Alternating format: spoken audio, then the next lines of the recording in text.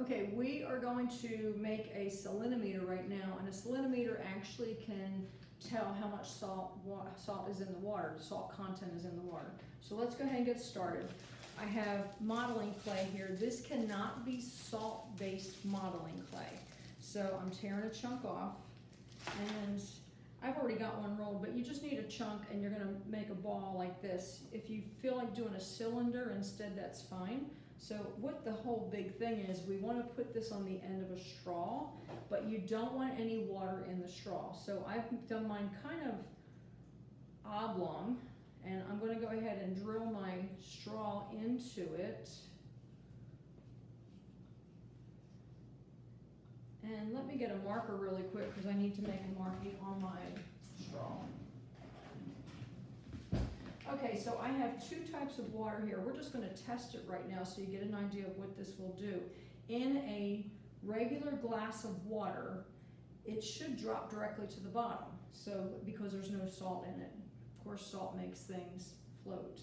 So this goes straight to the bottom, and what I want to do is mark off in this type of glass. Now you're going to want to mark it in whatever container you're going to use, because right now that's at the bottom, so I have a marking so I know what's different. And as you can see, it pretty much stands straight up, okay?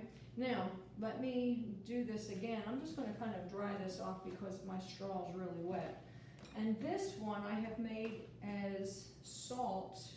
It's got a salt solution in there, and again, I'm just making sure that there's no water dripping into the straw. This time, because it contains salt, it should float. So, or not drop to the bottom, I should say. And let me see if I can get that right, because I think I have too much water in my straw. There we go. It is now floating. I don't know if you can see that, but it is not actually touching the bottom. I'm going to try a piece of yellow clay to give you a better example, because I think there got to be some water in my straw. I've already got my yellow clay set up. I'm going to drill my straw in again.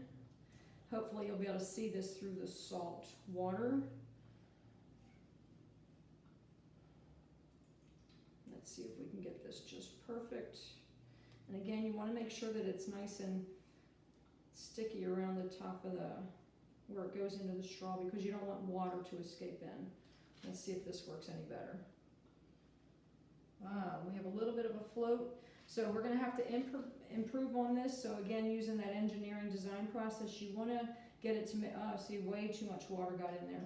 So you want to make sure that there's no water in the straw, no water in the clay. What I would have done now, if this had floated, I have one marking for my salt, and when we do test our saltwater circuit, and then we test our removal of salt, removing salt from, when you design your filter for removing salt, what you're going to do is, the whole idea is you want to get that so the line drops back down to the bottom again, as if it was back in cleaner water. So we're going to start with that high salt content from your saltwater circuit, and then it'll go down, and hopefully the more salt you remove from the water, then it will go back and end up dropping on the bottom again. So I hope this makes sense, but again, all you need is your clay and your straw. Mark off where it is in normal water, and then we're good to go. I'll catch up with you in a little while.